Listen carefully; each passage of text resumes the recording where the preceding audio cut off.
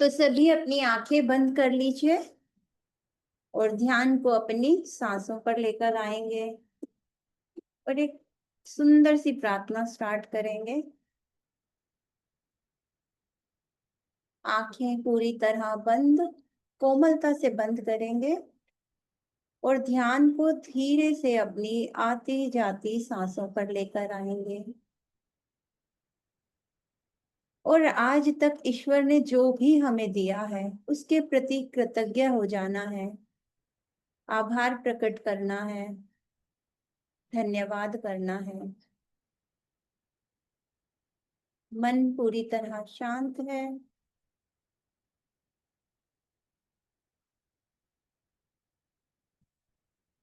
इसी शांति की अवस्था में अपने कोमल से हृदय में ढेर सारा प्रेम, ढेर सारी कृतज्ञता, ढेर सारा आभार भरेंगे और उस ईश्वर को उनके द्वारा दी हुई नियामतों के लिए ढेर सारा धन्यवाद करेंगे। ईश्वर हमारे शब्दों को नहीं, हमारी भावनाओं को सुनते हैं, भावनाओं को महसूस करते हैं। तो अपने हृदय को पूरी तरह प्रेम से भर ले, आभार से भर ले। अपने हृदय में उस प्रेम को महसूस करेंगे, उस कृतज्ञता को महसूस करेंगे। अब हम धन्यवाद करेंगे सबसे पहले अपने खुद के होने के लिए कि हमें ये मनुष्य जीवन मिला है। हमारा होना ईश्वर के लिए भी एक बहुत खूबसूरत चीज है। अपने होने के लिए बहुत सारी कृतज्ञता, बहुत सारा आभार, धन्यवाद हमारे माता पिता का जो हमें इस दुनिया में लेकर आए हैं। बहुत सारा धन्यवाद माता पिता के लिए। मन ही मन कुछ मानसिक तस्वीरें देखेंगे। अपने माता पिता को हम पैर छू सकते हैं, गले लगा सकते हैं। वो प्रेम, वो आभार प्रकट करेंगे माता पिता के लिए। बहुत सारा धन्यवाद, आभार हमें इस दुनिया में लाने के लिए। धन्यवाद हमारे सभी गुरुओं का, जिनके ज्ञान की वजह से हमारा जीवन एकदम खुशियों से, आनंद से भरता जा रहा है। वो गुरु कोई किताब भी हो सकती है, कोई बच्चा भी हो सकता है। जहां से भी हमने जीवन को समझा है, जाना है, जहां भी हम जीवन में आगे बढ़ रहे हैं, उस ज्ञान के प्रति, उस गुरु के प्रति बहुत सारा धन्यवाद, बहुत सारी कृतज्ञता, बहुत सारा आभार कि उस ज्ञान की वजह से मैं अपने जीवन में आगे बढ़ रही हूँ और बढ़ती ही जा रही हूँ। धन्यवाद माँ प्रकृति के पांचों तत्वों का, जिनसे मेरा ये शरीर बना है। धरती माँ, प्यारी सी धरती माँ, जिस पर हम रोज चलते हैं, जिसकी गोद में हर रोज हम सोते हैं, जागते हैं, खाना खाते हैं, नई नई जगहों पर घूमते हैं, इतना स्वादिष्ट भोजन खाते हैं। तो प्यारी सी धरती माँ के लिए बहुत सारा धन्यवाद। धन्यवाद उस अमृत जल पिता का, जो मेरे शरीर में 70% और मेरे शरीर को पूरी तरह एकदम रिजुविनेट रखता है, एकदम बहुत ही प्रेम से भरा हुआ रखता है। क्योंकि जैसा भी हम जल पीते हैं वैसे ही इमोशंस को हम अपने अंदर ले जाते हैं। जब हम शुक्रगुजार होते हैं तो पानी का, जल का एक एक बूंद हमारे अंदर उस प्रेम को भर रहा होता है। तो उस जल के लिए, अमृत जल पिता के लिए, जो पिता स्वरूप हमारा ख्याल रख रहे हैं हमारे शरीर के भीतर, उनके लिए बहुत सारा धन्यवाद। धन्यवाद इन हवाओं का, जो हमारे चारों तरफ अभी कभी फैन के रूप में, कभी एसी के रूप में, ये जो ऑक्सीजन हमारे अंदर जा रही है, इनके प्रति बहुत सारा धन्यवाद। धन्यवाद उस सूरज की रोशनी का, जिससे हमें विटामिन डी भरपूर मिलता है, जिससे सुबह का एहसास होता है, जिससे पूरी रोशनी हमें मिलती है। उस सूर्य के प्रकाश के लिए बहुत बहुत धन्यवाद। उसी सूर्य के प्रकाश की तरह मेरा भी जीवन यूं ही चमकता रहे। धन्यवाद इस पूरे आकाश तत्व के लिए, इस पूरे ब्रह्मांड के लिए और उसकी अनंत असीम शक्तियों के लिए बहुत बहुत धन्यवाद। हमारे चारों तरफ जो भी खुलापन हमें नजर आता है, हमारे शरीर के भीतर जो भी हल्कापन हमें नजर आता है, वो आकाश तत्व है। उस आकाश तत्व के लिए ढेर सारा धन्यवाद, ढेर सारा आभार। धन्यवाद हमारे आसपास जो भी वातावरण है, हमें ये समय मिला है, हमें ये स्थान मिला है, ये मौका मिला है कि हम यहाँ बैठकर अपने जीवन के बारे में कुछ समझ पाए, सीख पाए। बहुत सारा धन्यवाद, बहुत सारा धन्यवाद। धन्यवाद आप सब लोगों का, जो हम एक साथ मिलकर इस पूरे के पूरे सृष्टि में, इस पूरे यूनिवर्स में एक सकारात्मकता फैला रहे हैं, अपने जीवन को बदल रहे हैं और उस बदलाव से इस पूरी सृष्टि में बदलाव हो रहा है। तो अपने प्रति बहुत सारा प्यार, बहुत सारी कृतज्ञता कि हम ये सब कर पा रहे हैं। बहुत सारा धन्यवाद।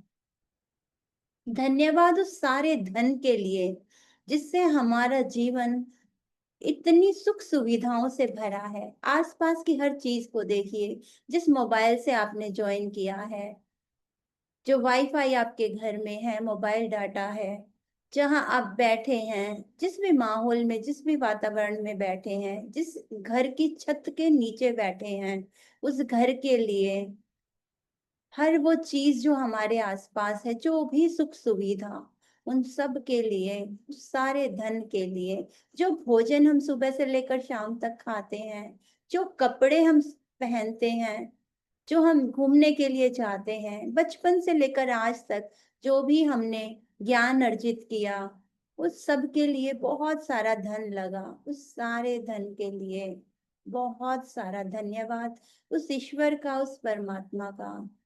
धन्यवाद अपने उन अपने जीवन में उन सभी प्रियजनों का, जो माता पिता के रूप में, भाई बहनों के रूप में, जो हमारे बच्चों के रूप में, जीवन साथी के रूप में हर वक्त हमें खुशी प्रदान कर रहे हैं, हमारे पड़ोसी, दोस्त। क्योंकि रिश्ते हैं तो जीवन है, और इन रिश्तों के कारण ही हम इतना खुशी महसूस कर पाते हैं, हम अपने जीवन का आनंद एक दूसरे के साथ ले पाते हैं। तो सभी रिश्तों के लिए बहुत सारा धन्यवाद, जो भी हमें हर दिन बहुत सारे कामों में हमारी मदद करते हैं। सोचो, आप खाना खाते हो तो कितने लोगों की मदद से वो खाना हमारी थाली में पहुंचता है। तो उन सब लोगों के लिए बहुत सारा धन्यवाद। जहां से भी हम पैसा कमाते हैं, उस जगहों के लिए धन्यवाद। जो भी लोग सुबह से लेकर शाम तक हमारी मदद करें, कोई ट्रैफिक पुलिस के रूप में, तो कोई किसी रूप में, तो कोई किसी रूप में, उन सब लोगों का दिल से धन्यवाद करते हैं। हमारे कानों के लिए धन्यवाद, ये सब सुन पा रहे हैं। हमारे बोलने के लिए धन्यवाद कि हम एक दूसरे से बातें कह पा रहे हैं। अपने शरीर के प्रति धन्यवाद, जो आराम से बैठकर ये सब सुन पा रहा है, बोल पा रहा है। अपने शरीर के प्रति कृतज्ञता, आसपास के वातावरण के सभी लोगों के प्रति धन्यवाद करते हुए हम धीरे धीरे अपनी आंखें खोलेंगे और अपनी आंख पर रख सकते हैं।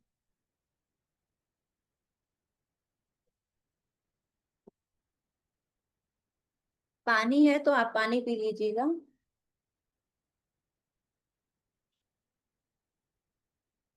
जब भी हम प्रार्थना करते हैं, तो वो प्रार्थना का सारा भाव उस पानी में चला जाता है, तो आप जरूर पानी पीजिए। नीलम आप पीडीएफ लगा दो, मैं फिर रीड कर दूंगी, हाँ? एक मिनट, तुम तो होस्ट हो ना, क्या हो गया? कहाँ हो नीलम तुम?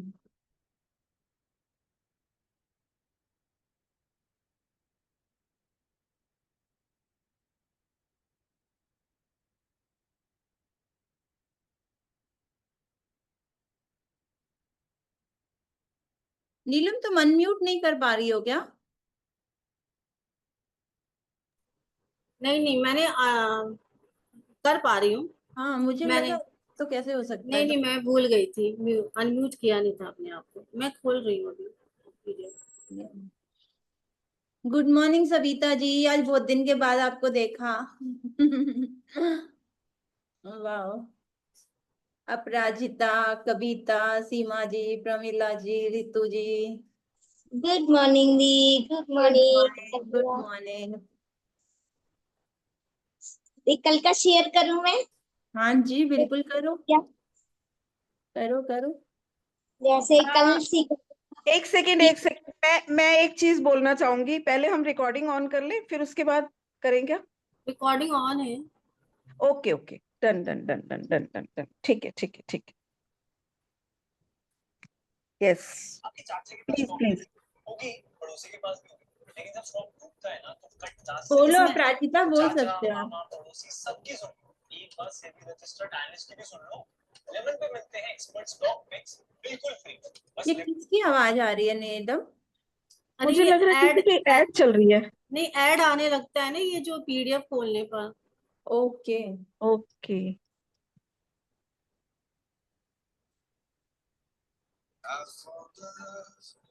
फिर ऐड आने लगा। आवाज कम कर दो ना नीलम इसकी पहले। यस अपराजिता बोलो।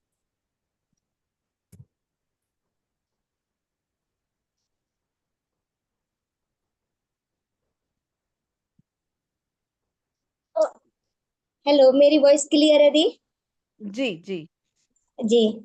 थैंक यू सो मच मुझे मौका देने के लिए, शेयरिंग करने के लिए। जैसा कि कल हमने सीखा था, सबसे बड़ा पॉइंट कि अपने विचारों पे ध्यान रखना है।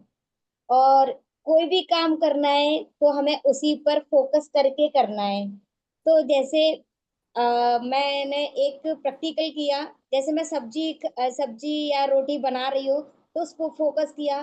तो मेरा फोकस, जैसे सब्जी हमारे यहाँ टमाटर कहाँ से आई, तो किसानों ने कैसे बोए, उसमें खाद पानी लगाया, और उसमें मतलब किसी ट्रॉली में टूट के भरे होंगे, फिर वो पेटी में आए होंगे, फिर वो मार्केट में गए, और मार्केट से फिर मंडी में आया, मंडी से फिर ठेले पे आया, ठेले से फिर हमारे घर में आया। मैम, इस तरीके से मेरा दिमाग दौड़ रहा था कल।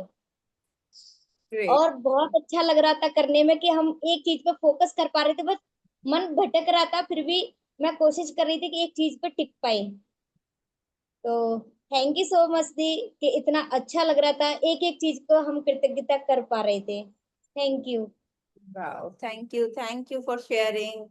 नीलम इसको ऐसे आड़ा कर सकती हो क्या? अदरवाइज मुझे स्पेक्स निकालने पड़ेंगे। फोन को तिरछा कर दो प्लीज।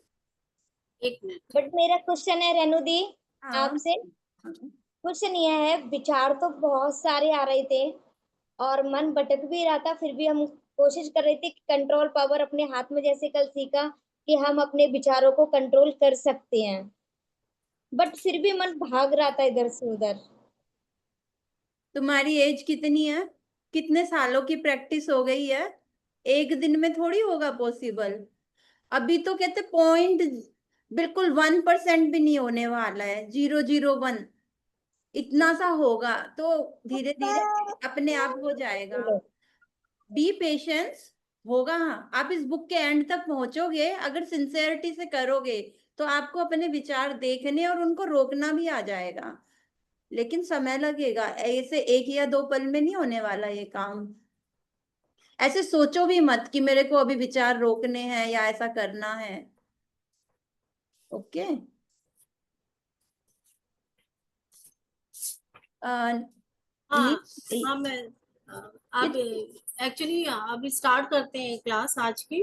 Yes yes. मैं खोल रही थी, पेज खोल रही थी, मैंने कहा बुक भी खोल लेती हूँ।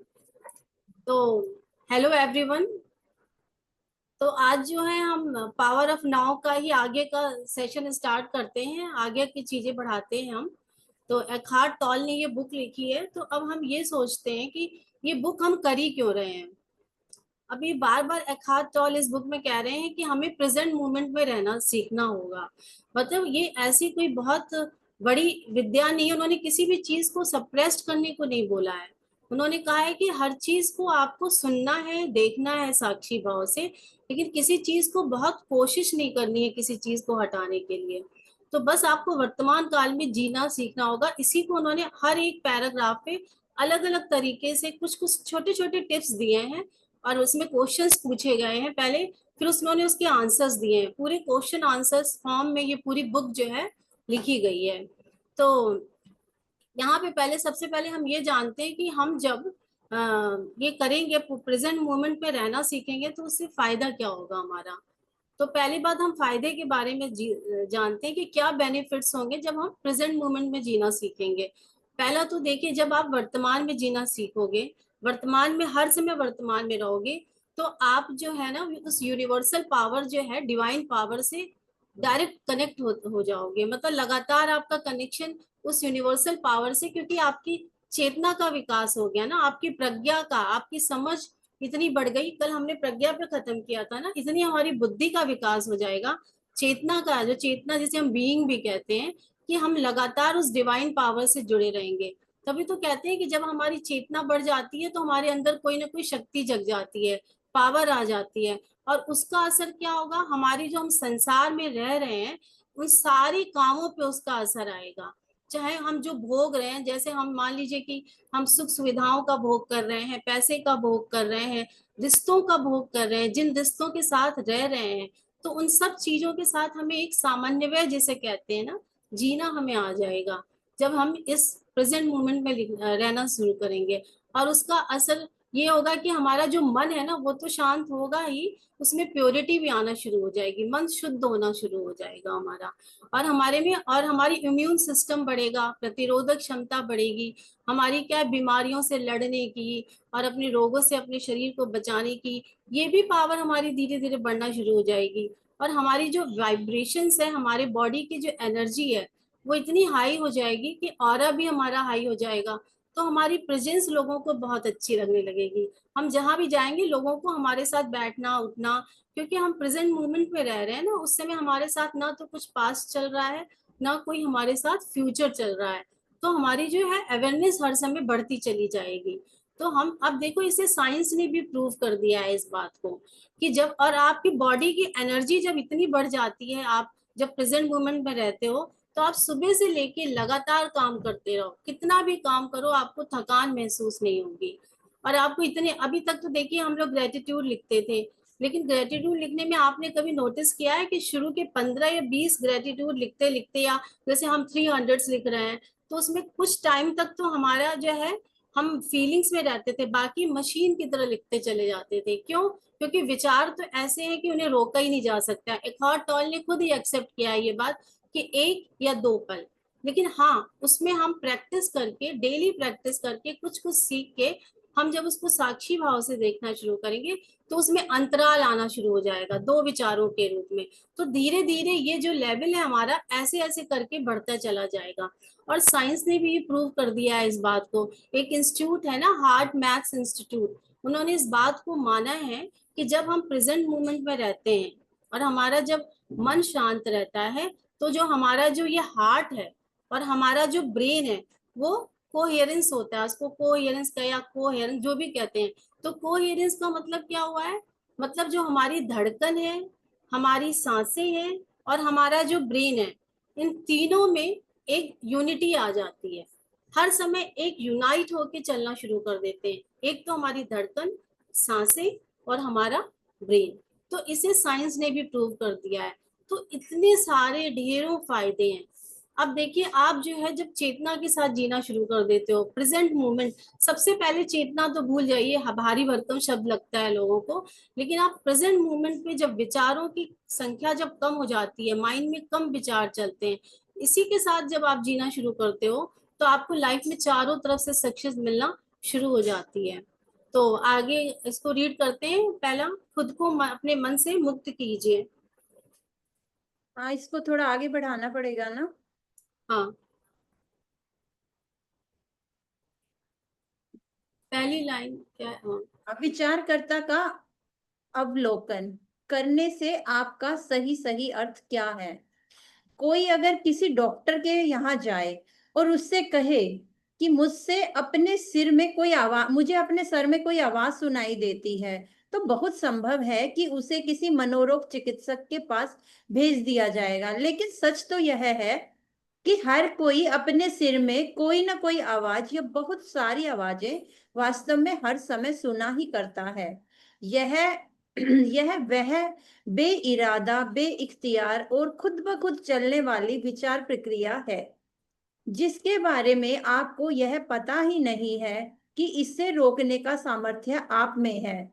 इस अनवरत चलने वाले स्वगत कथन तथा कथोपकथन को रोकने का सामर्थ्य सचमुच आप में है। तो सबसे पहले हम ये जानते हैं कि विचारकर्ता का अवलोकन क्या होता है। इसका मतलब होता है मन का साक्षी होना, अपने मन का साक्षी होना, खुद के मन को देखना, विचारकर्ता का अवलोकन। इसको इस बात से समझते हैं, भगवत गीता का जो 6वां अध्याय है उसमें 6वां श्लोक है, जो उसमें श्री कृष्ण कहते हैं कि जो मनुष्य है उसका जो मन है वही सबसे बड़ा जो है उसका मित्र होता है। हर व्यक्ति का जो मन है वही मित्र है उसका बड़ा। क्योंकि आप देखिए, मन आपके अकॉर्डिंग चल रहा है, ना कि आप मन के अकॉर्डिंग चल रहे हैं। बता, आपको मन का दास नहीं बनना है, उसको अपना दोस्त बनाना है, ताकि आप जहां चाहे वहां चाहे उसको लेके जा सकते हैं। तो इसको आप ऐसे समझें कि जैसे कोई गाड़ी है, और गाड़ी जो है क्या है, आपका मन है, और ड्राइवर जो है वो आप खुद हैं। तो मान लीजिए आप गाड़ी चला रहे हैं, ड्राइवर जो है गाड़ी चला रहा है, और वो गाड़ी उसके कंट्रोल में नहीं है, तो उसका अंत क्या होगा? उसका अंत बुरा ही होगा। मतलब वो गाड़ी या तो कहीं गड्ढे में गिरेगी, या उसका कोई एक्सीडेंट होगा, मतलब अच्छा नहीं होगा, क्योंकि वो ड्राइवर के कंट्रोल में नहीं है। उसी तरह से हमारा जो मन है ना, जब हमारे कंट्रोल में नहीं होता है, तो वो हमें जहां जहां ले जाता है वहां वहां चलते रहते हैं उसके साथ। मन का बहाव, यहाँ ये मन कर दिया करने का, वो मन कर लिया, दूसरा मन कर दिया, वो कर लिया हमने। तो हम मन के धीरे धीरे दास बनते चले जाते हैं। तो इसमें कृष्ण ने बहुत अच्छे से भगवत गीता में समझाया है कि जो मन है उसको अपना मित्र बनाइए, ना कि उसके दास बनिए। अभी कबीर दास जी ने भी कैसे, कितना मतलब वो पढ़े लिखे नहीं थे, जुलाहा का काम करते थे, तो भी उन्होंने कितनी बड़ी बात कही कि माया महा ठगनी हम जानी। मतलब कि जो भी ये संसार में हम चीजें देख रहे हैं या कर रहे हैं, इसको, ये कितनी बड़ी वाचाल है, इसको समझने की जरूरत है हमको।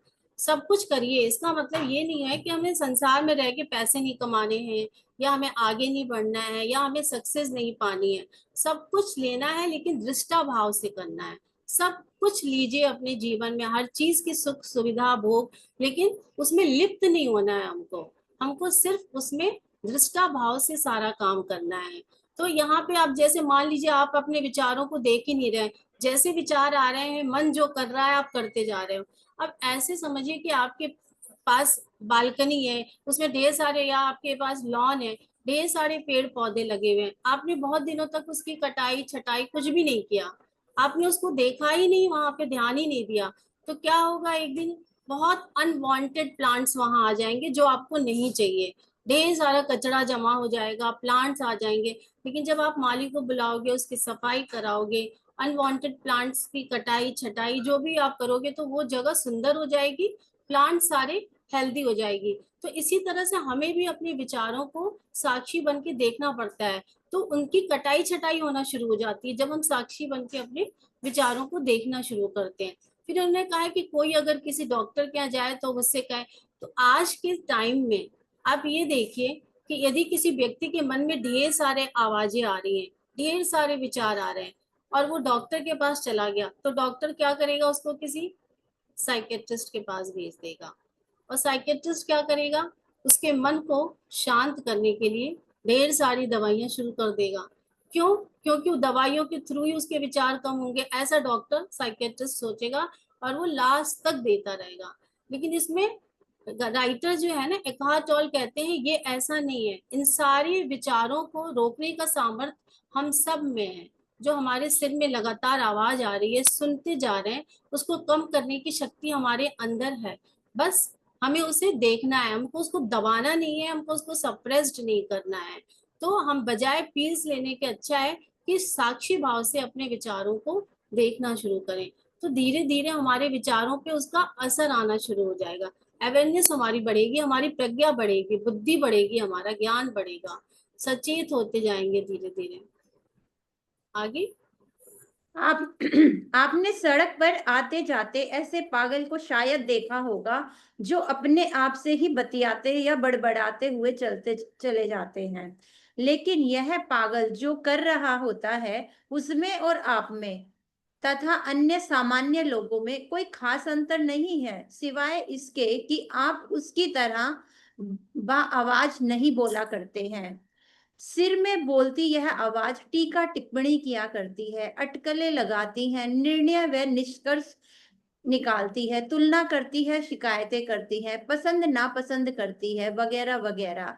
यह भी जरूरी नहीं है कि आप जहां हो या जिस परिस्थिति में यह आवाज उस समय उसी प्रसंग की बातें बोल रही हो सकता है कि वह हाल ही में गुजरे समय को या काफी पहले गुजरे समय को फिर से जिला रही हो, यानी अतीत के गड़े मुर्दों में फिर से जान डाल रही हो, या किसी संभावित भावी स्थिति की रिहर्सल कर रही हो, या कुछ कल्पना कर रही हो। अक्सर वह चीजों के बिगड़ने की या नकारात्मक परिणाम पाने की कल्पना अधिक किया करती है। आगे ऊपर करना पड़ेगा। इसी को चिंता कहते हैं। कभी कभी हाँ, कहाँ चला गया?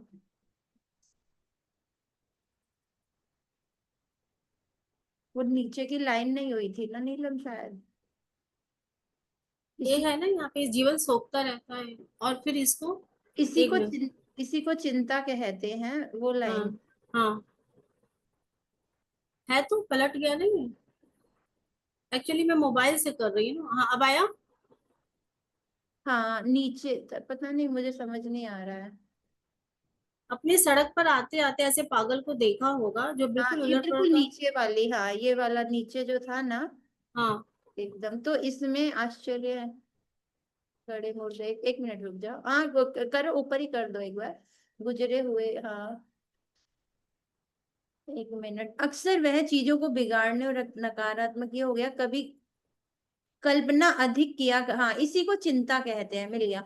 इसी को चिंता कहते हैं। कभी कभी तो इस साउंड ट्रैक के साथ दृश्य कल्पना या मानसिक चलचित्र भी जुड़ जाया करते हैं, भले ही वह आवाज हिलाओ मत, नहीं तो मेरा वो ध्यान इधर उधर हो जाता है। ठीक है। हाँ, भले ही वह आवाज प्रत्यक्ष परिस्थिति के प्रसंग में हो, लेकिन उसकी व्याख्या वह अतीत के अनुसार ही करेगी। इसका कारण यहाँ है कि वह आवाज आपके उस पूर्व प्रभावग्रस्त और पूर्व संस्कारग्रस्त मन से ही आ रही होती है, जो कि आपके विगत इतिहास का तथा उस सामूहिक मानसिकता का परिणाम होता है जो कि आपको वंशानुगत मिला होता है। इस तरह आप वर्तमान को अतीत के चश्मे से देख रहे होते हैं और उसका वास्तविक अर्थ नहीं, बल्कि उसका बिल्कुल उलट पलट अर्थ देख रहे होते हैं, और उसका वास्तविक अर्थ उलट पुलट अर्थ बताने वाला रूप आपको दिखाई दे रहा होता है। इसीलिए वह आवाज, अगर आप खुद उस व्यक्ति की ही क्या है बदतरीन दुश्मन बन जाती है जिसके सिर में वह बोल रही होती है, तो इसमें आश्चर्य नहीं होना चाहिए। कुछ लोग तो अपने सिर में एक अत्याचारी, एक उत्पीड़क, एक जालिम को लिए हुए ही जिया करते हैं, जो कि उन पर ही लगातार हमले करता रहता है, उन्हें दंडित करता रहता है और उनकी ही जीवन शक्ति को सोखता रहता है, और फिर यही बन जाता है उनके कलेश, कलह, व्यथा और दुख का और रोग का भी अन्न कहा कारण। हाँ, तो बस इतना एक्सप्लेन कर लेते हैं। मैंने तो सामने बुक भी खोल रखी है क्योंकि ना इसमें आगे पीछे हो जा रहा है। तो इसमें इन्होंने कहा है कि जब भी हम सड़क पे जाते हुए किसी पागल को देखते हैं ना, वो कैसे बड़बड़ बड़बड़ बोलता रहता है, तो हमें लगता है कि वो पागल है, वो इतना बोल क्यों रहा है। अभी हमने सबने ये कभी ना कभी ये सीन जरूर देखा है अपनी लाइफ में। लेकिन आप ये नोटिस करिए कि उस पागल में और हमारे में, हम सामान्य लोगों में कोई अंतर नहीं है। वो मुंह से बोल रहा है और हमारा क्या है, सर के अंदर लगातार आवाज चलती जा रही है। हम आवाज ऊपर जो है टीका टिप्पणी लगातार कर रहे हैं। हम किसी से बातें करते हैं तो आपने देखा होगा कि हम बातें करते करते भी हम जो है बंद मुंह से हम अंदर ही अंदर उसके ऊपर टीका टिप्पणी करते रहते हैं। और कभी कभी तो क्या होता है, हम जजमेंट भी करते हैं, ऑब्जर्व करते रहते हैं कि उसका देखने में कैसा है, वो कैसे बिहेव कर रहा है। मतलब हम जो है प्रेजेंट मोमेंट में वहां पे भी नहीं है। हम लगातार जो है अंदर जो है हमारा कुछ ना कुछ अंदर लगातार चलता चला जा रहा है। और इसमें क्या होता है, कई बार आपने देखा होगा कि आप कहीं पे शांति की अवस्था में बैठे हैं, तो वहां पे आप बैठे बैठे आप फील करोगे कि कोई बहुत पास्ट की ऐसी बात है जो बहुत साल पहले हुई थी, वो अचानक आपको याद आ जाती है।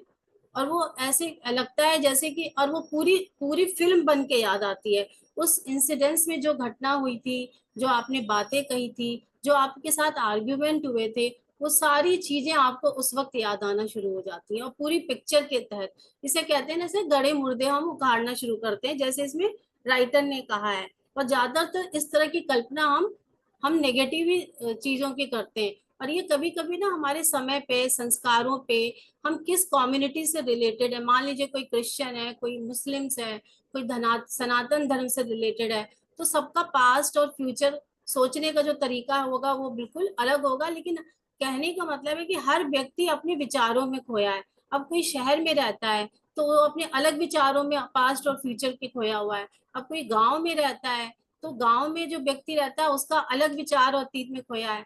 तो आप इतना विचारों में खोए रहते हैं हर समय कि कुछ ना कुछ कल्पना ही करते रहते हैं। जैसे मान लीजिए कोई आप प्रोग्राम करने वाले हैं या कोई फंक्शन करने वाले हैं आगे चल के, तो हम पहले से ही उसकी रूपरेखा बना लेते हैं, मन में सोचने लगते हैं पता नहीं है जो मैं करने वाली हूँ, जो मतलब ऑर्गेनाइज करने वाली हूँ, वो सक्सेसफुल होगा कि नहीं।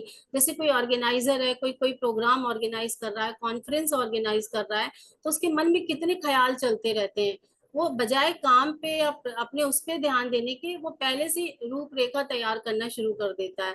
ऐसे ही हमारे हाउस वाइफ्स का भी यही हाल है, हम भी यही सब करते रहते हैं। और मतलब ज्यादातर हम ना विचारों में ही खोए रहते हैं किसी न किसी। और कई बार हमारे इतने बुरे विचार हो जाते हैं कि उसका असर हमारे ही जीवन पे पड़ता है, उससे दूसरों के जीवन में कुछ भी नुकसान नहीं होता है, उसका सारा नुकसान हमारे जीवन में होता है।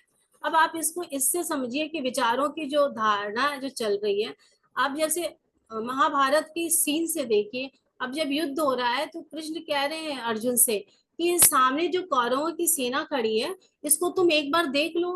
तो वो कहती ठीक है कि जब वो देखते हैं सामने अर्जुन सारे को, तो उन पास्ट में चले जाते हैं, उन सबको देखती उनको ख्याल आ जाता है, अरे ये तो मेरे गुरु हैं, ये तो मेरे पितामह हैं, मैं तो इनकी गोद में खेला हूँ, और ये जितनी भी सेना में सब मेरे भाई बंधु हैं, इनके साथ तो मैं आश्रम में रह के पढ़ा हूँ, गुरुकुल में बड़ा हुआ हूँ। तो उनको उसी समय एट वंस मोह माया हो जाती है सबसे। वो गांडीव रख देते हैं, कहते हैं अब तो मैं युद्ध कर ही नहीं पाऊंगा केशव, ये तो बहुत मेरे लिए मुश्किल है। कृष्ण जो चेतना के स्वरूप है, चेतना के स्वरूप है ना कृष्ण, तो उसी समय वो अर्जुन को जो है पूरी तरह से उनकी चेतना को जगाते हैं, वो भी गीता का ज्ञान देकर। तो जब गीता का ज्ञान लेने के बाद अर्जुन को उनकी चेतना जगती है, मतलब वो उनको आभास होता है कि वो क्या, मतलब वो तो मोह माया में फंसते चले जा रहे हैं। तो वो पूरे युद्ध को करने को तैयार हो जाते हैं, लेकिन पूरे दृष्टा भाव से पूरा युद्ध करते हैं, लेकिन वो कहीं भी उनके मन में कोई विचार या सोच नहीं आती है, उस पूरे युद्ध को वो कर ले जाते हैं। तो इसी तरह से हमारे भी जीवन में हम बार बार पास्ट और फ्यूचर का सोच सोच के अपने कर्मों से भी चूकते हैं। और जैसे मैंने बुक खोल लिया है, तो कर्मों से भी सोचते हैं, और ज्यादा सोचते सोचते क्या होता है, हमें पीड़ा महसूस होती है, हमें कलेश होता है, दुख होता है, और हमारे शरीर में तमाम बीमारियां भी पैदा होती चली जाती हैं। तो हमें इन सब चीजों से बचना है, इसलिए छोटे छोटे एग्जाम्पल्स दिए जा रहे हैं कि जैसे कृष्ण चेतना क्यों है, आप देखो, जो जिस व्यक्ति के पास इतना वैभव है, मतलब संसार का सारा वैभव कृष्ण के पास था, उनको क्या जरूरत थी जाके, वो सिर्फ किसी भी चीज में आप देखो पार्टिसिपेट नहीं कर रहे हैं, ना किसी युद्ध में पार्टिसिपेट कर रहे हैं, ना किसी घटना में, वो सिर्फ दृष्टा भाव से हर जगह मौजूद है। वो चेतना का स्वरूप का एकदम जीता जागता एग्जाम्पल है। जब वो पैदा होते ही उनकी चेतना इतनी जागृत थी, वो उनको परमात्मा कहा जाने लगा।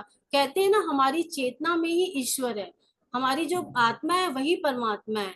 तो वो उनकी जो आत्मा थी, उनकी जो चेतना थी, इतनी जागृत थी, जिसकी वजह से वो तमाम मिरेकल्स, चमत्कार, छोटी छोटी घटनाएं जो हम सुनते हैं वो कर पाते थे। क्यों क्यों कर पाते थे? क्योंकि वो पूरे संसार में किसी भी काम में लिप्त नहीं थे। वो हर समय जो है दृष्टा भाव से सारा काम कर रहे थे, किसी भी चीज में वो भोग नहीं रहते। अब उनका इतना सुंदर नगरी था द्वारिका, वो सुख सुविधा को भी बहुत भोगते हुए ऐसे कई सीन में, लेकिन वो भोग कहाँ रहे थे?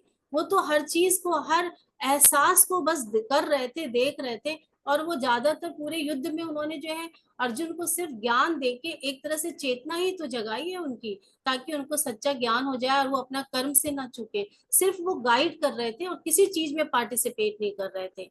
तो उनके छोटे छोटे कामों का आप ध्यान से देखोगे, सुनोगे, तो हमें समझ में आएगा कि हम कृष्ण को परमात्मा कहते ही क्यों हैं।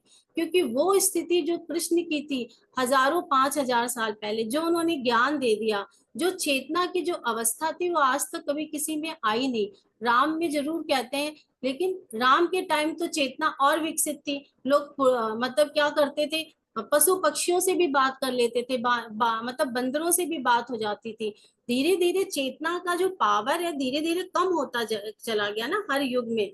लेकिन कृष्ण उस युग में भी अपने चेतना की परम अवस्था में थे, इसलिए उनको परमात्मा कहा जाता है। क्योंकि जिस दिन हमारी चेतना जागेगी तो हमारे अंदर भी वो क्वालिटीज आ जाएंगी, लेकिन कहीं ना कहीं हम उसके अंश ही कहलाएंगे।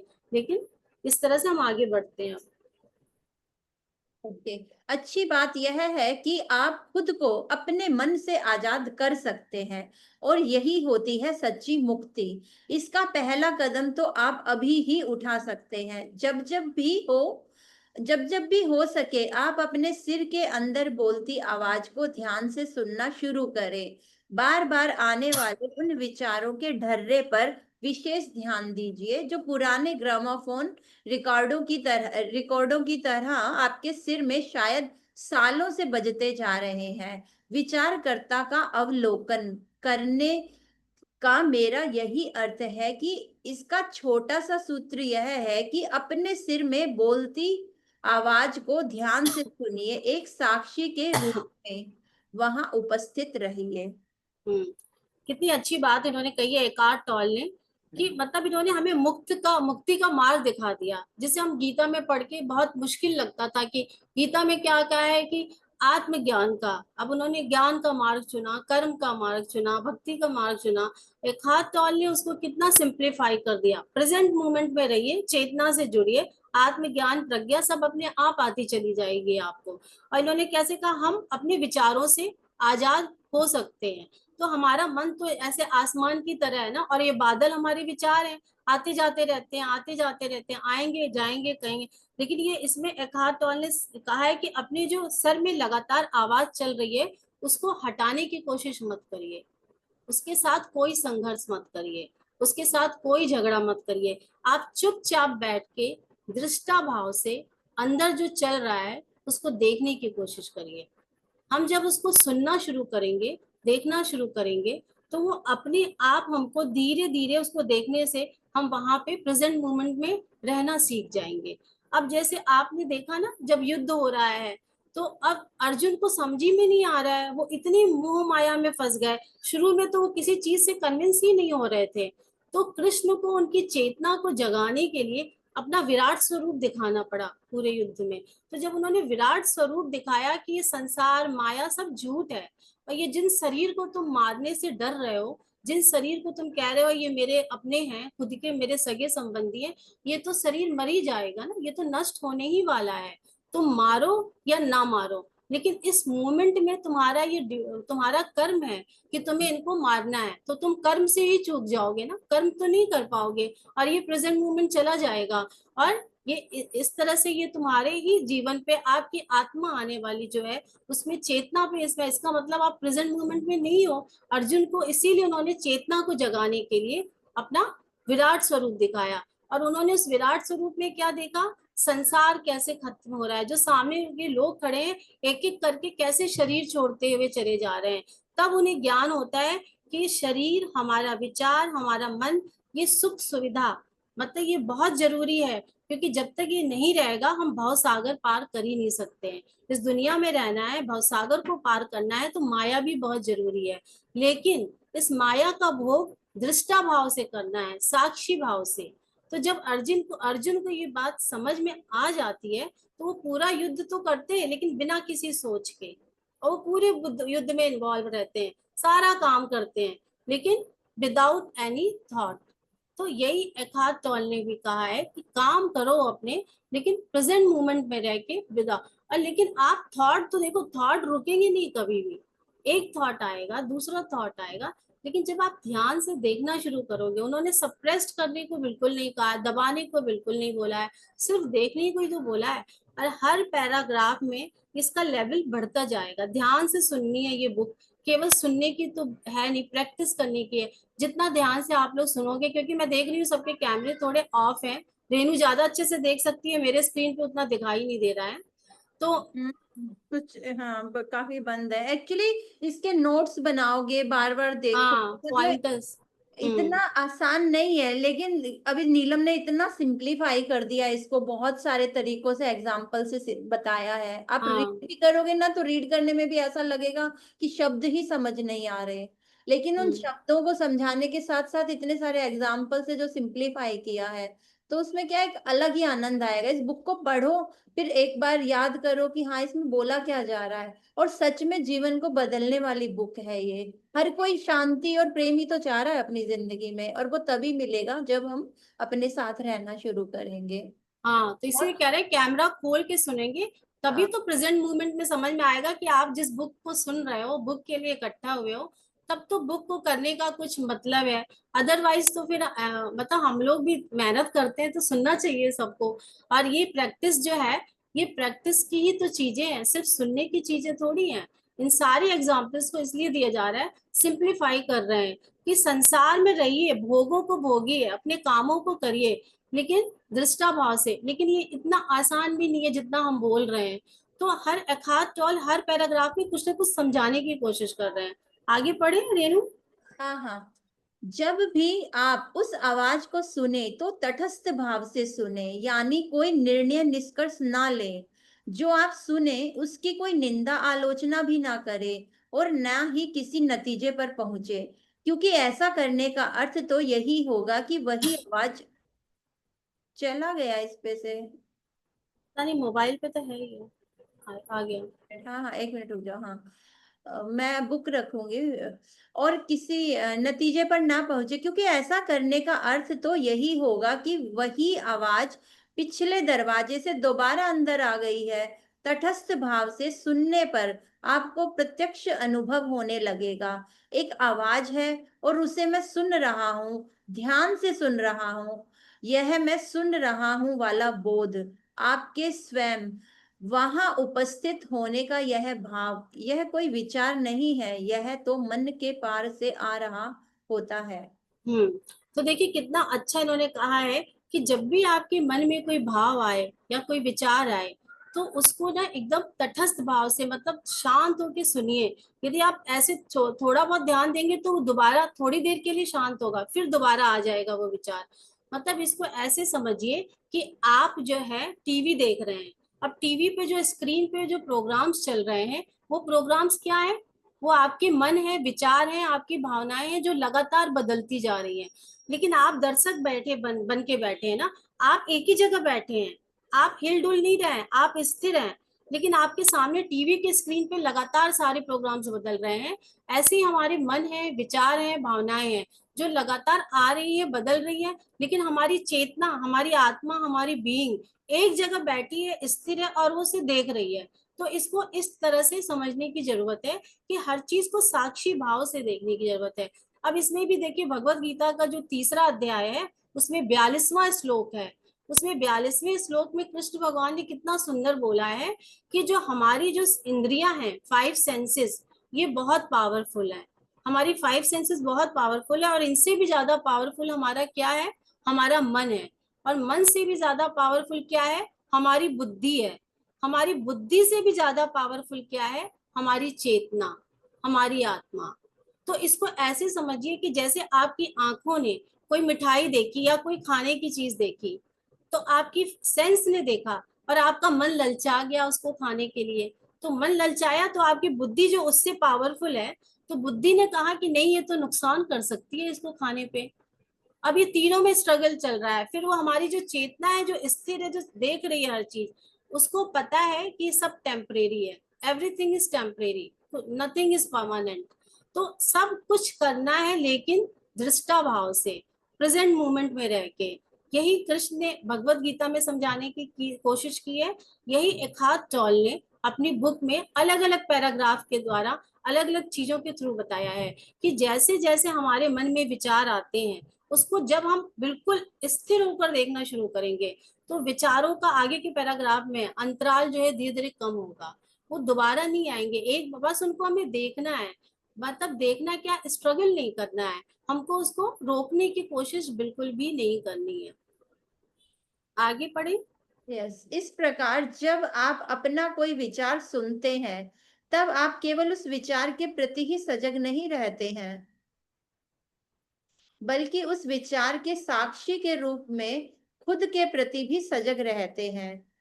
तब चैतन्यता का एक नया ही आयाम आप में आ गया होता है। जब आप उस विचार को सुनते हैं, तो उस विचार के पीछे या उसके नीचे नीचे आप एक चैतन्य उपस्थिति को, अपने गहन स्वरूप को अनुभव करते हैं। ऐसे में वह विचार आप पर हावी होने की अपनी शक्ति खो देता है और शीघ्र ही तिरोहित हो जाता है, क्योंकि जब आप मन के साथ तादात्म्यता ना करने के कारण मन को कोई ऊर्जा नहीं दे रहे होते हैं, बेइरादा बेख्तियार खुद ब खुद चलने वाली मनोग्रस्त विचार प्रक्रिया के अंत की शुरुआत होती है यह।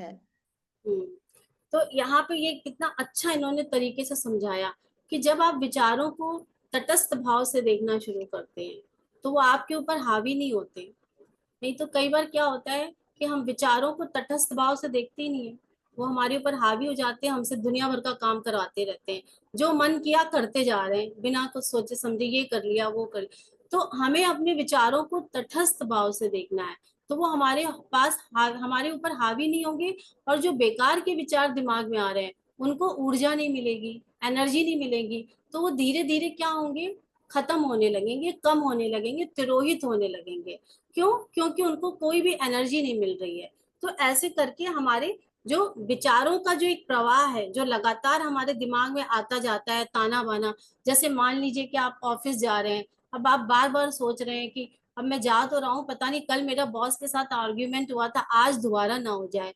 तो इसको इस तरह लागू करके देखिए कि आप हाउस वाइफ हैं, आप कोई काम कर रही हैं, कल आपने वही काम किया था तो कुछ इंसिडेंट्स बुरा हो गया, अब आप सोच रहे हो कि कल ऐसा, अब उसी घटना के बारे में सोच रहे हो। तो विचार आपके लगातार चल रहे हैं। लेकिन जैसे ही आप साक्षी भाव से उन विचारों को देखना शुरू करते हैं, तो जैसे ही आप साक्षी भाव से विचारों को देखना शुरू करते हैं, तो विचार तिरोहित होने लगते हैं, कम होने लगते हैं, उनको एनर्जी और ऊर्जा नहीं मिलती है। आगे बढ़े। यस, विचार तब तिरोहित हो जाता है, तब आप अपने मन की प्रवाहता में एक विराम, एक अवकाश महसूस करते हैं। मन की अनुपस्थिति जैसा एक अंतराल महसूस करते हैं। पहले पहल तो यह अंतराल छोटे ही होंगे, शायद कुछ पलों के ही होंगे, लेकिन धीरे धीरे ये अंतराल लंबे होते चले जाएंगे। जब ये अंतराल आते हैं, तब आप अपने भीतर एक तरह का ठहराव और शांति महसूस करते हैं। बीइंग के साथ ऐक्य अनुभव करने वाली सहज स्वाभाविक अवस्था की शुरुआत होती है। यह जिससे कि अभी तक आपने मन द्वारा द्रुह और दुर्गम बनाया जाता रहा था, अभ्यास करते करते ठहराव, स्थिरता, नीरवता और शांति का यह एहसास, यह अनुभूति गहन से गहनतर होती जाएगी। दरअसल इस गहनता की कोई था नहीं होती। तब आप अपने भीतर गहराई में आते हुए आनंद के एक सूक्ष्म आविर्भाव को महसूस करेंगे। बीइंग का आनंद होगा यह। कितना सुंदर इन्होंने तरीके से, बड़ी बहुत बड़ी बात इतने सिंपल तरीके से एखार्ट टॉल ने हमें समझा दी है कि जैसे ही हम साक्षी भाव से अपने विचारों को देखने लगते हैं, जैसे आप कोई काम कर रहे हैं, अब आपके दिमाग में कोई विचार बात आ गई किसी चीज से, फिर आपने उसको देखना शुरू किया, तो आप देखोगे वो विचार कम हो जाएगा। फिर जब दूसरा विचार आएगा तो थोड़ा टाइम गैप हो जाएगा। फिर कुछ दिनों बाद आप देखोगे, ये प्रैक्टिस करोगे तो दूसरे विचार आने में और ज्यादा गैप हो जाएगा। मतलब ये अंतराल बढ़ता जाएगा, बढ़ता जाएगा। तो विचारों का अंतराल एक टाइम ऐसा आएगा कि आप जीरो की स्थिति में पहुंचेंगे, विचार विहीन, मतलब कि विचार आना बंद हो जाएगा। तो वो स्टेज ऐसी होगी कि आपको अपनी चेतना, अपनी आत्मा से मुलाकात करने में आसानी, जिसे कहते हैं तभी चेतना से हमारी मुलाकात होती है, तभी हम अपने आत्मबोध होता है हमको। तो वो स्टेज इतनी सुंदर होती है, खूबसूरत होती है वो वाली स्टेज, कि हम कहते हैं ना, उस आनंद की तुलना किसी चीज से नहीं कर सकते हैं। वो आनंद इतना बड़ा होता है, इतना बड़ा होता है, जब विचार कम हो जाते हैं आप तुरंत प्रेजेंट मोमेंट में जीना शुरू कर देते हैं। आप इसी से समझिए ना, भगवान श्री कृष्ण की कहानी आप सुनते आए हो इतनी, आप देखो पूरे जीवन में वो कितना मुस्कुरा रहे हैं, हर समय स्माइल ही कर रहे हैं, लेकिन वो क्यों? दृष्टा भाव से अपने जीवन में देख रहे हैं सारी घटनाओं को। और बहुत से क्या, उनके जीवन में पीड़ा भी हुई, उनको गांधारी ने श्राप भी दिया, लेकिन वो हर जगह आप देखोगे स्माइल कर रहे हैं, मुस्कुरा रहे हैं। मतलब वो दृष्टा भाव से अपने साथ होने वाली हर चीज को देख रहे हैं। क्यों? क्योंकि वो इन सब चीजों से ऊपर उठ चुके हैं, वो चेतना में रहते हैं ना, वो चेतना का जीता जाता एग्जाम्पल है, इसीलिए तो उनको परमात्मा बोला जाता है। तो कृष्ण ने अपना सब कुछ दृष्टा भाव से भोगा और ऐसे चले गए। तो इसी तरह अब हम कहते हैं कि हमारे अंदर थोड़ी सी अवेयरनेस भी आ जाए, उतना भी मतलब थोड़ा हम प्रेजेंट मोमेंट में जीने लगे, तो हमारे आधी से ज्यादा प्रॉब्लम्स वहीं सॉल्व हो जाएगी। मतलब हमें जीवन में हर काम में उसका प्रभाव दिखना शुरू हो जाएगा, हमारी पर्सनालिटी में डिफरेंस आना शुरू हो जाएगा, हमारी सोच में आएगा। तो इसलिए कहते हैं ना कि हर बार अपने विचारों को देखो। शुरू में ये थोड़ा टफ लगेगा और ये प्रैक्टिस करने की चीज है।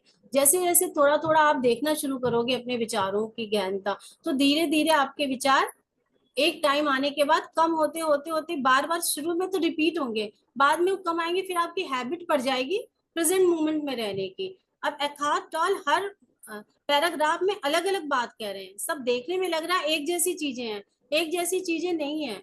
हर पैराग्राफ में वो अलग तरीके से चीजों को, कुछ छोटी सी चीज इंक्लूड कर रहे हैं वो। आगे बढ़े। यस, यह कोई मूर्छा जैसी अवस्था नहीं होती है, बिल्कुल भी नहीं। इसमें चैतन्यता जाती नहीं है, बल्कि उसका उल्टा होता है। यदि शांति का मूल्य आपकी चैतन्यता के कमतर करना होता और स्थिरता व नीरवता का मूल्य आपको सजीवता और सजगता से रहित करना होता, तो वे हासिल करने योग्य ही नहीं होते। भीतरी संदर्भता और जुड़ाव की इस अवस्था में आप मन के साथ तारतम्य में रहने की अवस्था की उपेक्षा कहीं अधिक जागरूक, कहीं अधिक प्रबुद्ध रहते हैं। तब आप पूरी तरह उपस्थित रहते हैं, विद्यमान रहते हैं। यह अवस्था उस ऊर्जा क्षेत्र की स्पंदन आवृत्ति को भी बढ़ा देती है जो हमारे शरीर को जीवन देती है। तो इन्होंने कितना सुंदर तरीके से समझाया कि जब आप चेतना के बारे में जानते हो, आप में अवेयरनेस आती है, तो इसका मतलब ये नहीं होता कि बेहोशी की अवस्था में पहुंच गए। जैसे हम लोग कहते हैं ना कि भाई वो तो बेहोश रहते हैं, हर समय मेडिटेशन करते रहते हैं आंखें, लेकिन वो अवस्था हमारी नहीं रहती है, बल्कि हम पहले से ज्यादा शांत हो जाते हैं, ज्ञानी हो जाते हैं, सजग हो जाते हैं। जब चेतना का आभास होता है तो हम ज्यादा वर्तमान में रहना शुरू कर देते हैं और ज्यादा अवेयरनेस बढ़ती है, बुद्धि का विकास बहुत बढ़ जाता है। यही इन्होंने एखार्ट टॉल ने इसमें बार बार कहा है कि आप जब, इसका मतलब ये नहीं कि आप बेहोश हो गए हैं आप, तो ये हमारी क्या करती है इसमें अभी हाँ, तो हम इसमें जैसे कबीर दास जी ने कहा है ना कि जब जब मैं था तब हरि नहीं, जब हरि थे तब मैं नहीं, है ना, एक ये उन्होंने कहा है ना कि जब मैं था तब हरि नहीं, जब हरि थे तो मैं नहीं, दीपक क्या है, दीपक देखा सारा अंधियारा मिट गया, जब दीपक देखा माही, ऐसे करके दोहा है ना उनका। तो कितने सुंदर तरीके से उन्होंने इस चीज को समझा दिया कि जब तक हमारे पास अहम है, मतलब हमारे अंदर वो है, अहंकार है, मैं हूँ, संसार है, हम इस चीज में जीते रहेंगे, तब तक हमें चेतना का हमारा उद्गम नहीं होगा। चेतना का उद्गम होना ऐसा नहीं है कि बेहोशी की अवस्था में पहुंच गए, तब तक नहीं होगा। लेकिन जब हमारे अंदर चेतना का उद्गम हो जाएगा, जिसे हम हरि कहते हैं, भगवान कहते हैं, परमात्मा कहते हैं, उससे साथ साक्षात्कार हमारा हो जाएगा, या हम उसके बारे में थोड़ा बहुत जान जाएंगे, तब हमारा मेरा अहम खत्म हो गया, और हमारे जो ये विचारों का जो अंधकार है ये मिट जाएगा, और हमारी चेतना का जो दीपक है वो जल जाएगा। यही उन्होंने समझाने की कबीरदास जी ने इसमें कहा है। रखार टोल भी घूम फिर के यही बात कह रहे हैं कि हमारे शरीर को जीवन देता है स्पंदन जो है। आगे बढ़े क्या? नहीं नीलम, अभी बंद कर देते हैं, किसी का कोई क्वेश्चन है तो ले लेते हैं, 12:30 हो गया है ना, 12:30। एक ही पैराग्राफ बचा है, अभी 2 मिनट बचे हैं, तो खत्म कर देते हैं। मन की अनुपस्थिति। मन की अनुपस्थिति वाले इस प्रदेश में जब आप और गहरे में जाते हैं, तब आप विशुद्ध चैतन्यता की अवस्था अनुभव करते हैं। इस अवस्था में आपको अपनी ही उपस्थिति इतनी सघनता के साथ, इतने आनंद के साथ अनुभूत होती है कि उसकी तुलना में आपकी तमाम विचारणा, तमाम भावनाएं, पंच तत्वों का, आपका यह शरीर और समूचा बाहरी संसार, ये सभी अपेक्षाकृत महत्वहीन और नगण्य हो जाते हैं। लेकिन जब भी यह बाहरी संसार, ये सभी अपेक्षाकृत महत्व, एक मिनट सॉरी, कोई स्वार्थ करता वाली अवस्था नहीं होती, बल्कि स्व रहितता वाली अवस्था रहती है। अभी तक जिसे आप स्वयं आपके रूप में देखते समझते आए हैं, यह आपको उससे पार और परे ले जाती है। यह उपस्थिति सारभूत रूप से आप स्वयं होते हैं, साथ ही अबोध्य और असीम रूप से यह आप में विशाल होती है। जो बात मैं यहाँ कहने की कोशिश कर रहा हूँ वह परस्पर विरोधाभासी और प्रतिकूल भी लग सकती है, लेकिन इसके अलावा कोई और तरीका भी नहीं है जिसके द्वारा मैं आपको यह बता सकूं। मतलब कितना इन्होंने बहुत गूढ़ और गहन बात इसमें कही है कि मन की अनुपस्थिति। तो पहले हमें ये समझने की जरूरत है मन की अनुपस्थिति। अभी आपने एखार्ट टोल ने हमको बताया कि विचारों को पहले साक्षी बन जाइए, विचारों को देखिए। अभी हमने ये बात समझ ली कि हमें अपने विचारों को देखना है, तो धीरे धीरे क्या हुआ, हमारे विचार आना कम हो गए। विचार आना कम कैसे हो गए, और फिर दूसरा विचार आने में गैप होने लगा, अंतराल बढ़ता जा रहा है। अभी पिछले पैराग्राफ में पढ़ा ना हमने, अंतराल बढ़ता जा रहा है, और कई विचार ऐसे आ रहे हैं जिनको हम एनर्जी नहीं दे रहे हैं, ऊर्जा नहीं दे रहे हैं, तो वो खत्म होते जा रहे हैं, और दूसरे विचार में एक विराम अवस्था आ रही है, और एक स्टेज ऐसी आ रही है विचार पूरी तरह से खत्म हो गए। तो उस स्टेज को हम कहते हैं मन की अनुपस्थिति। तो मन की अनुपस्थिति मतलब आप हैं, लेकिन उस समय आप प्रेजेंट मोमेंट में शुद्ध चेतना की अवस्था में है। तो वो चेतना की जो अवस्था है वो इतनी आनंददायक है, इतनी खूबसूरत है।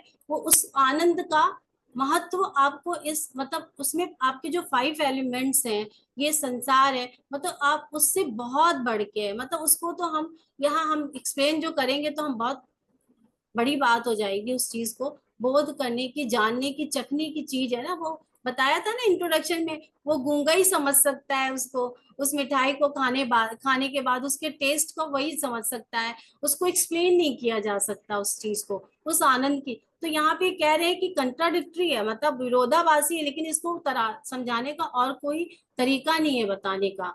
तो हर चीज महत्वहीन हो जाती है। कहने का मतलब इस जितना अभी हमने सुना या पढ़ा, हर चीज को अभी सारथी मतलब क्या कहते साक्षी भाव से देखना है अपने आसपास, और जैसे ही देखना शुरू करेंगे हम प्रेजेंट मोमेंट में रहना शुरू करेंगे। और उसके फायदे हमने पहली बात कर ली, तमाम फायदे हमारे शरीर में, हमारे जीवन में आने शुरू हो जाते हैं। तो अब मैं इसको स्टॉप करती हूँ, अब हम आपस में बात करते हैं। नीलम, एक जो अपराजिता स्टार्टिंग में जो शेयर कर रहे थे ना आप, वो एक्चुअली हम देखो, हमने वो मैजिक बुक की है और आपने एक तरीके से टमाटर को देखा और उससे बहुत सारे विचार क्रिएट किए, है ना। और हम क्या कह रहे हैं, हमने अपने विचारों को देखना है। आपने क्या किया, आपने क्रिएट करना स्टार्ट किया कि ये टमाटर कहाँ से आया, किसी ने उगाया। तो वो क्या कर रहे हैं, हम एक तरीके से ग्रेटिट्यूड क्रिएट करने का ट्राई कर रहे हैं, जैसा कि हम मैजिक बुक में करते थे, अभी भी करते हैं। मैजिक बुक अच्छा है, ऐसा नहीं है वो गलत है, कि विलिंगली आप पॉजिटिव सोच रहे हो। यस। और यहाँ हम क्या कह रहे हैं, हमने शांत हो जाना है, हमने देखना। आप विचारों को आने देने की जरूरत ही नहीं। आप देख रहे हो कि हाँ मैं टमाटर काट रही हूँ, उसके लिए विचार क्रिएट मत करो कुछ भी कि ये टमाटर कहाँ से आया। कि जो आ रहा है उनको देखो कि क्या मेरे मन में विचार आ रहे हैं, बजाय इसके कि हम अपने आप से कुछ और क्रिएट करें। ये कैसे है ना, अपने आप से जब करेंगे तभी हमें पता लगेगा। अगर मैं यहाँ बोलूं कि आप ऐसे सोचो, सोचना ही बंद करना है हमने। धीरे धीरे अपने आप के मन को इस तरीके से शांत करते जाना है, और ये धीरे तो धीरे आपको पता लगना स्टार्ट होएगा कि अभी बैठे हैं, बस हम सुन रहे हैं। अब साथ में विचारों को भी करते जाएं कि अरे नीलम ऐसे बोल रहे हैं, नीलम के पीछे पानी चल रहा है, एक पेड़ भी है। तो क्या हम विचार क्रिएट आ रहे हैं तो ठीक है, बट हम अपने आप बैठे उसमें रस डालने लग गए। समझ रहे हो कि खुद से रस, उसको और रसीला बना रहे हैं, उसके अंदर बहते जा रहे हैं। आना विचारों का ठीक है, लेकिन उनके अंदर खुद बहते चले जाना वो अलग है। उसमें हमने अभी कोशिश क्या करनी है, बार बार कि जैसे ही आ रहे हैं तो बस देखना है उनको। देखते ही वो कम होने शुरू हो जाएगी, उनकी वो है ना क्वांटिटी, वो मिनिमम होती चली जाएगी। और वो जो लेवल, क्योंकि जैसे मैंने बहुत सारे साइलेंस वाली रिट्रीट की हुई है, तो शुरू शुरू में तो विचार आपको ऐसा लगेगा कि एकदम बम्बार हो रहा है विचारों का। जब हम बिल्कुल बोलना बंद कर देते हैं, बातें बंद कर देते हैं, तो ऐसा लगेगा अरे मेरा दिमाग तो बिल्कुल भर गया है, अनईजी फील हो रहा है मुझे। लेकिन बाद में वो जो आनंद की अनुभूति होती है, और वो तो कुछ पलों की होती है। सोचो अगर वो अंतराल बढ़ते बढ़ते बढ़ते बढ़ते मैं हर वक्त अवेयर रहूं, तो वो क्या आनंद होगा। तो उस आनंद को हमने कहीं ना कहीं इस बुक के थ्रू महसूस करना है। और आप देखोगे सच में उसके अलावा दुनिया में ऐसा रस, ऐसा आनंद कहीं नहीं है। वो कहते हैं ना, चाहे आप स्विट्जरलैंड में जाके खड़े हो, वहां भी नहीं है।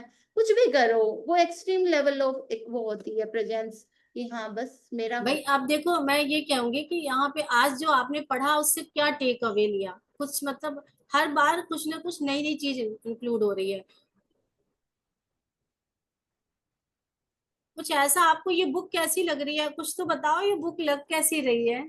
अपराजिता हैंड रेज कर रही है, बोलो। हाँ,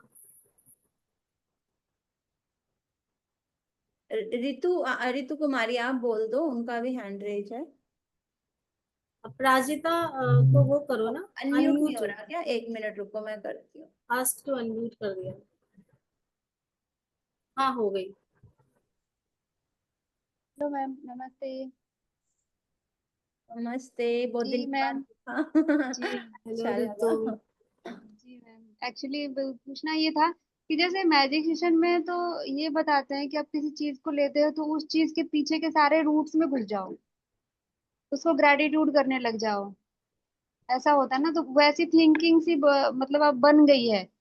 तो इसमें और इस बुक में ये है कि आप विचारों से शून्य हो जाओ।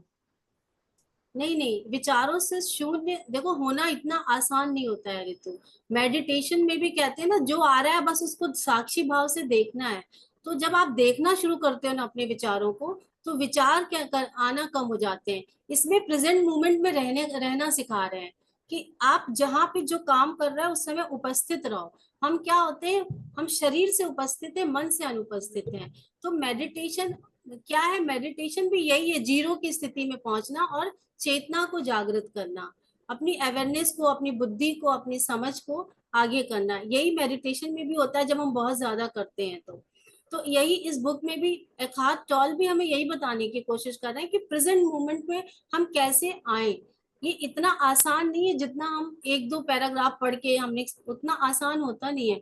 विचार तो ऐसे हैं कि अनविरत चलने वाली यात्रा हाँ, है। वो आ हाँ, ही जाते हैं एक्चुअली एक लगभग। मिनट नीलम, उसका एक्चुअली क्वेश्चन ये है, गाइडेड मेडिटेशन होते हैं बहुत सारे, कि अगर मान लो कोई नेगेटिव चीज आ रही है तो हम उसे पॉजिटिव में चेंज करने की कोशिश करते हैं, है ना। कोई भी अगर मान लो नेगेटिव चीजें हमें ऐसे लग रही है तो हम क्या करते हैं, विलिंगली कुछ क्रिएट करने की कोशिश करते हैं। आजकल एक्चुअली मेडिटेशन वो होता ही नहीं है, हम उसको गाइडेड मेडिटेशन का नाम दे देते हैं।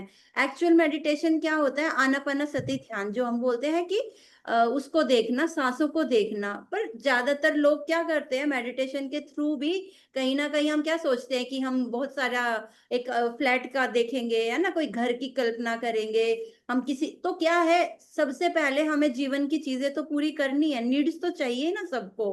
तो मेडिटेशन के थ्रू वो चीजें हमें जल्दी मिल जाती है। जैसे ये बुक करते करते आपका मन शांत होने लग जाएगा, तो आप जो भी सोचोगे वो आपको मिलना स्टार्ट हो जाएगा। क्यों? क्योंकि आप एक वैसी अवस्था में हो, जैसे जीरो स्टेट बोला जाता है कि आपका मन धीरे धीरे शांत होगा तो आपकी कही हुई बातें जल्दी पूरी होने लग जाएंगी। ऐसे ही मेडिटेशन में भी जब आपका मन धीरे धीरे शांत कर दिया जाता है, फिर आपको कल्पना करने के लिए बोला जाता है कि आप कल्पना करो इन चीजों की। तो दोनों गलत नहीं है। अगर आपका मन शांत होएगा तो फिर आप, रहा बात चेंज करने का, कि अगर मान लो मेरे मन में नेगेटिव विचार आ रहे हैं, तो जब मन शांत होगा तभी तो पता लगेगा कि नेगेटिव आ रहे हैं, है ना। जब मन शांत होगा, अभी तो आप अपने मन को सुन ही नहीं पा रहे हो, बहुत ही कम सुन पा रहे हो कि बार बार रिपीटेड पैटर्न मेरा क्या चल रहा है, मेरे में जेलिसी चल रही है, मेरे में क्रिटिसिज्म चल रहा है, मैं जज कर रही हूँ लोगों को, मैं क्या कर रही हूँ। जब धीरे धीरे आप सुनना शुरू करोगे तो ऑटोमेटिक एक तो वो खत्म होना शुरू हो जाएगा, दूसरा आप जानना शुरू कर दोगे। आप जान के देखो, सब टेक्निक आप साइड बाय साइड अपना सकते हो, ऐसा नहीं है कि नहीं अपना सकते। इतने सारी चीजें चल रही हैं, आप वो थोड़ा अलग तरीका है, फास्ट तरीका है कि आपने जीवन की चीजें भी पूरी करनी है ना, आपको जीवन में जो जो चाहिए इसके थ्रू भी होगा। लेकिन यहाँ पे पेशेंस रखनी पड़ेगी। ये सही सही में पूछा जाए तो हमारे कहते हैं ना, जन्मों जन्म की चीजें हटा के हमें उस आनंद अवस्था में पहुंचना है। आपको घर खरीदना है, फ्लैट खरीदना है, तो भी आपने आनंद की अवस्था में ही जाना है। आप बड़ा खुश हो जाओगे, अरे वाह मैंने बहुत बड़ा 5 BHK का फ्लैट या घर खरीद लिया, बना लिया, तब क्या होगा, तब भी आनंद ही मिलने वाला है। तो आनंद की अवस्था में आने के बाद जिस फ्रिक्वेंसी पे हम वाइब्रेट करते हैं, है ना, जिस भी फ्रिक्वेंसी पर, अगर घर की खुशी आपको एक लेवल ऑफ खुशी हो रही है, तो वो खुशी जैसे जैसे मन शांत हो जाएगा, आप उस फ्रिक्वेंसी में वाइब्रेट करोगे, फिर वो चीजें ऑटोमेटिक मिलनी स्टार्ट हो जाएंगी। तो दोनों ही चीजें सेम ही चलने वाली है। ये वाला तरीका हार्ड है, जल्दी से इस तरीके पे लोग डट नहीं पाते, रुक नहीं पाते। क्यों?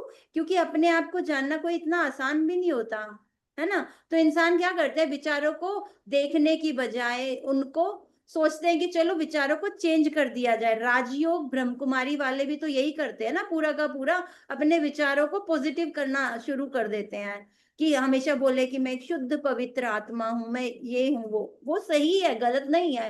बट ये एक्सट्रीम लेवल ऑफ आपका एक नॉलेज है, और ये भी आपको उसी आनंद पे पहुंचाएगा, वो ही सारी मतलब चीजें घूम फिर आपको। के यही है कि आपको प्रेजेंट मोमेंट में रहना है, घूम फिर के यही है। क्योंकि देखिए श्री कृष्ण ने विश्वकर्मा की उससे एक नगरी रिक्रिएट कर दी थी ना, चेतना में रहने की अवस्था में वो कितने बड़े बड़े काम कर लेते थे। तो ऐसे आप यदि प्रेजेंट मोमेंट में रहोगे, मन शांत रहेगा, आत्मा का बोध रहेगा, तो आप बहुत बड़े बड़े भी काम कर सकते हो ना। मेडिटेशन तो बहुत एक कहते हैं ना, वो एक टूल है, वहां तक पहुंचने का टूल है, जरिया है। तो इसको उससे दोनों सब चीजें एक ही है, घूम फिर के एक ही जगह सारी चीजें जाती हैं। कुछ अलग अलग ऐसा नहीं है, बस तरीके अलग अलग हैं। और कुछ पूछना चाहोगी रितु? अगर कुछ मन में कंफ्यूजन है तो अभी भी, या कुछ क्लियर हुआ? वो नहीं ऑन कर पा रही। यस आकृति, आकृति। जी मैम। हाँ। एक्चुअली मेरा अपना जो एक्सपीरियंस मैं बताऊं, जिसमें ब्रह्म कुमारी से भी जुड़ी थी, मैं बहुत परेशान रहती थी, तो पहले मैं ब्रह्म कुमारी से ही जुड़ी थी। मतलब बैड, पूरा क्योर टाइप से नहीं हो पाया, जो जो कहते हैं ना, ज्योति बिंदु पे फोकस करते हैं, ज्योति बिंदु पे फोकस करते हैं, बट वो चीज नहीं हो पाता था। हम रियलिटी चाहते थे, एक फोटो देख के हम उसमें नहीं घुस सकते। मतलब एक ज्योति बिंदु का फोटो देखेंगे और वो लगेगा जैसे वो गिर रहा है मेरे ऊपर, ऐसा नहीं होता। लेकिन मैं उस रियलिटी में घुसना चाहती थी। तो मैं जब सुबह एक दो बार मैंने फील किया रियल में वो चीज, जब मैं ऊपर गई, मैं सांसों पे ध्यान लगाई, प्राणायाम, नाड़ी शोधन प्राणायाम, उसमें मैं वो चीज फील कर पाई कि मुझे एक कुछ चीज मेरे अंदर से कुछ काली परछाई खींचा और मेरे अंदर एक वाइट सी ऊर्जा मेरे अंदर बिठा दिया पूरा, जैसे मेरे स्ट्रक्चर। और जैसे बस उसके लास्ट के बाद हाथों को रब करके आंखों पे लगाते हैं ना, और जैसे हम मैजिक बुक में डस्ट डस्ट गिर रहा है जैसे विजुलाइज करते हैं, और उस डस्ट को मैंने रियल में फील किया कि मेरे ऊपर वो डस्ट गिर रही है। हाँ, तो ये क्या है ना, कल्पना चल रही है और कुछ नहीं है आपके दिमाग में ना, ये कल्पनाएं चल रही हैं। तो इसलिए ऐसे देखो, मेरा कहने का मतलब क्या है कि आप है ना, शिवा ने पार्वती जी को 112 विधियां बताई थी ध्यान की। आप बुक भी रीड कर सकते हो, ठीक है। हर किसी के लिए हर विधि नहीं होती है। मुझे अभी जैसे किसी को रसगुल्ला खाने में मजा आता है, किसी को रसमलाई खाने में मजा आता है। यस। किसी को कुछ और मीठा खाने में मजा आता है, किसी को चटपटा, किसी को मीठा, किसी को तीखा।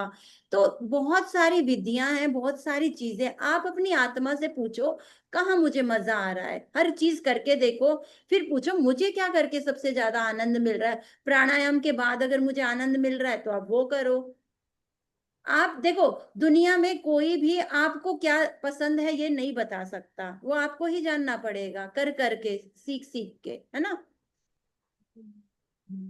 बोलो बोलो, आपका क्वेश्चन है तो पूछो। एक्चुअली हाँ। हाँ, जैसे कि वो कहते हैं ना, जिसमें आनंद आता है वो करो।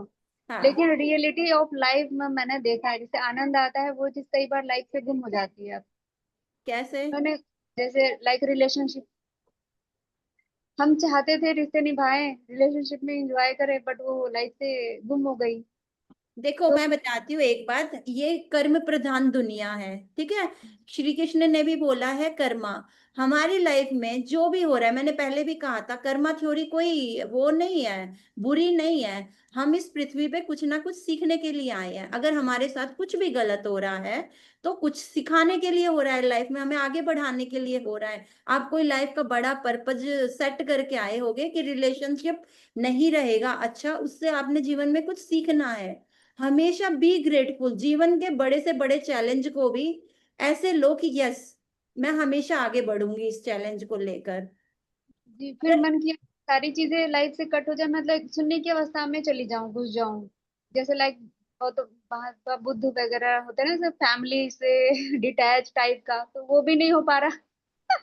मतलब ये सिचुएशन है कि मैं अरे तो सुनने की अवस्था में जाना चाहती हूँ, देखो, बट वो अभी चीज। आपके पास बच्चे हैं, हाँ। शरीर इतना स्वस्थ है कि शायद इस ऐसे शरीर को पाने के लिए दुनिया बहुत सारी कितनी कोशिश कर रही है, मानते हो ना। आप तो जी जी मैजिक जर्नी में हो। तो आप जी अभी जो है उसके लिए पहले खुश हो जाओ ना, इस वक्त जो है आपके पास बच्चे हैं। सबसे पहले तो मैं कहती हूँ कि इंसान का जो क्रिएशन है, ये बॉडी, आप इसके लिए जस्ट ग्रेटफुल हो जाओ। तो धीरे धीरे अपने आप आनंद आएगा। एक्चुअली देखो, इसीलिए है ना मैजिक बुक अच्छी है कि मेरे पास थोड़ा भी है। आप किसी की भी लाइफ में झांक लो, यहाँ हम 10-15 लोग बैठे हैं, सबके लाइफ में दुख तकलीफ कष्ट होता है। कोई भी है ना ऐसे बबली बबली लाइफ होती है, तो उसमें कहते हैं ना एक गहराई नहीं होती है। वो गहराई कब आती है? जब जीवन में कई बार थपेड़े पड़ती हैं। सच है ये। अभी कोई बिल्कुल पिकनिक मनाने आया हो पृथ्वी पर, इस बार अर्थ पे ये डिसाइड करके आया हो कि यार इस बार तो मैं एकदम पिकनिक मनाऊंगा, तो हो सकता है उसकी लाइफ ऐसी बबली बबली हो। अपने कितने भी श्री कृष्ण को देख लो, रामा को देख लो, जितने भी भगवान है, कभी किसी की लाइफ ऐसा देखा क्या? बस पैदा हुए, अब बुद्धा पैदा हुए, इतने बढ़िया लाइफ लेकर आए थे। तो जीवन के कष्ट है ना, आपको निखारने के लिए सोने की तरह बना है। ऐसे मत सोचो कि ये कष्ट है मैं इन्हें हटा दूं। इन कष्टों को देखो कि इनसे मुझे क्या सीखना है, लाइफ का कौन सा लेसन सिखाने के लिए आया है। लुई हे की स्टोरी सुनी है आपने? एक बार उसकी स्टोरी में जाके देखो। आप दुनिया का जीवन बदलने के लिए आए हो योगा के थ्रू। एक बार है ना उसकी, सब लोग उसकी जीवनी पढ़ के सुन के देखो, एक बार जाके नेट पे मिलेगी। फिर आपको पता लगेगा यार जीवन कितना खूबसूरत है। एक ऐसा इंसान जब इतना टॉप पे, 50 के बाद उसने अपनी लाइफ चेंज की थी। 50 ईयर्स तक वो सिर्फ कष्ट तकलीफ दुख में थी, और उसके बाद उसने अपना पूरा जीवन बदल डाला। तो अभी कितनी छोटी एज है आपकी, पता नहीं क्या क्या कर सकते हो। उसके साथ क्या नहीं हुआ, आप उसकी एक बार है ना खाली नेट पे सुन के देखो, तो अपने आप आपका आंसर मिल जाएगा आपको। ओके, तो फिर आज का क्लास करें नीलम, इधर ही एंड। हाँ 12:47 हो गया है, तो अब आकृति का कोई क्वेश्चन था शायद। ओके ठीक है। आकृति अनम्यूट करो अपने आप को। वो नहीं कर पा रही है शायद। आस्क टू अनम्यूट मैंने कर क्या दिया, अब दबाओ। एक मिनट में देखो क्या मैंने वो, एक मिनट रुको।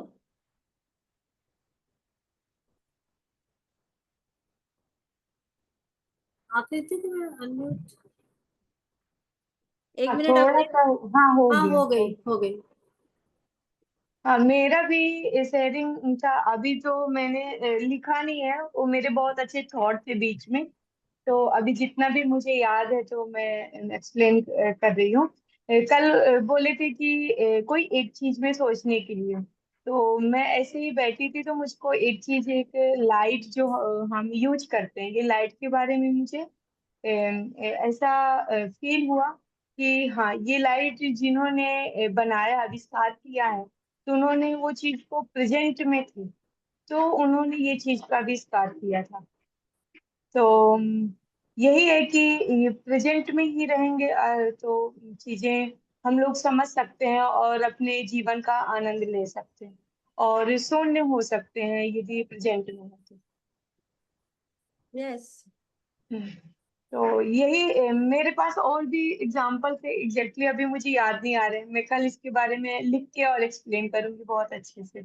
Yes yes. अभी मेरे सेंटेंस ही मतलब गायब हो गए, जो अभी दूसरे थॉट आने लग गए, ऐसा हो गया।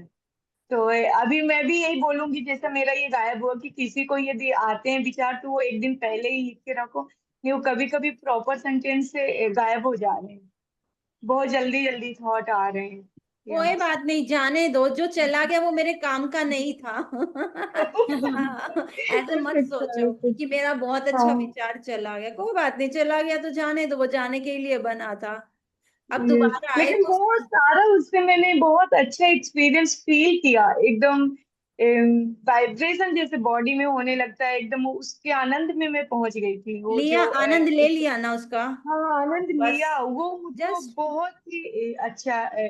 और ये जो स्टार्टिंग में मेडिटेशन करा रहे थे ना, जस्ट उसी टाइम से और डीपली उसमें मैं पहुंच गई थी और बहुत वो फील किया, एकदम बोलते हैं ना कि रोम रोम में अंदर फील किया, तो ऐसा मैंने थोड़ा सा फील किया। वाह। और भी चीजें मैं नेक्स्ट क्लास में एक्सप्लेन करूंगी, कोई बात नहीं। थैंक यू आकृति। ठीक है। यस ठीक है, तो जल्दी से बोल दो, मजा आ गया, मजा आ गया, मजा मजा आ आ गया, मजा आ गया। गया। एकदम थैंक यू लाइफ को दीदी, ना चिल मारो, नीलम लाइट दी, ममता दी, एकदम रेनू हल्के दी। में लो। थोड़ा मजा आ गया, मजा आ गया। Yes. Thank you so much ma'am. Thank you Ritu, thank good you, night. Thank you. Thank you, bye Ritu. मजा आ गया, मजा आ गया। मजा आ गया, थैंक मजा यू आ गया Neela, ma'am, thank so you Mamta. Amazing, so amazing explanation, wow सच में, वाह, सच वाओ में बहुत मजा एक्सप्लेनेशन, रियली आया। बहुत अच्छा एक्सप्लेन किया नीलम ने, बहुत अच्छा लगा। थैंक यू आकृति, बहुत थैंक यू अच्छा ममता। लगा सच में।